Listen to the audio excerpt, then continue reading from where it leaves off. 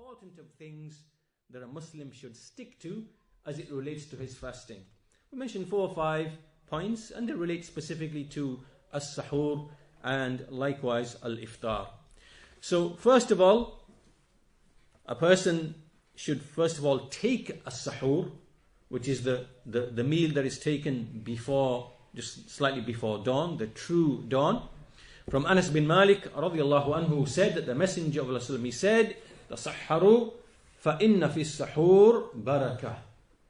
Take the pre-dawn meal, for indeed within this meal there is barakah, there is blessing for you. Right? So this is from the greatest of the sunnahs that a person can actually adhere to take the suhoor. Secondly, the second thing that a person can do is to take dates, to make dates as part of his suhoor, because the Messenger of Allah, he said, "Ni'ma sahurul mu'min at-tamar." How excellent it is for suhoor, for the suhoor of a believer, to take dates, to take dates. Thirdly, to delay the suhoor as much as possible close to the actual time of dawn, just before the true dawn. The true dawn is the dawn that you see when the light spreads at the bottom of the horizon like this, right? This is the true dawn.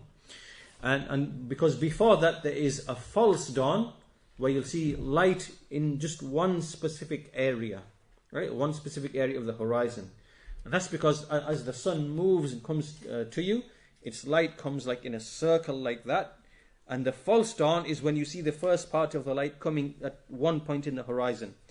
As the sun moves closer and closer, that circle of light comes closer to you and it spreads among the horizon.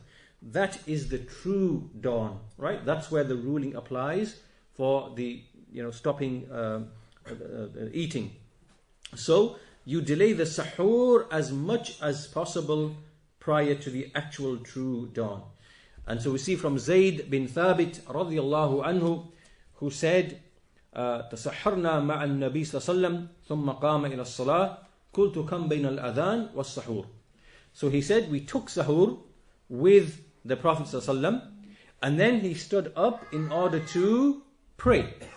So I said, how long was there between the adhan and the suhoor? What was the time between adhan and suhoor?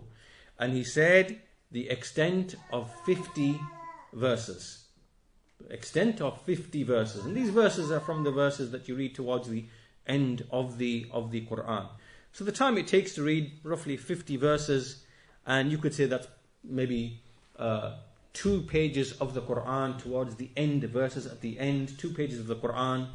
And on average, if you read at normal rate between a page of the Quran, it takes you roughly 2.5 minutes.